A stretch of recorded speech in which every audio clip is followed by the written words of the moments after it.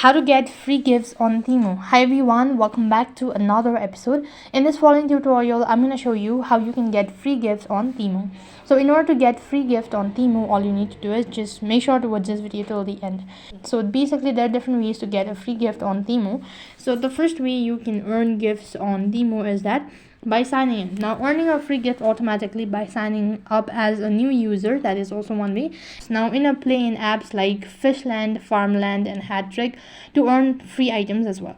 So all you have to do is just go ahead and open up your Temu application and then go to your profile, and over here you'll be able to see an option as Fishland, either freebies or whatsoever, and just go ahead and tap on it, and here you can refer the following application and you can get a free gift. You can also try checking out the free items and giveaway page for freebies that does not require friend referral, and that's basically how you can get free gifts on Temu.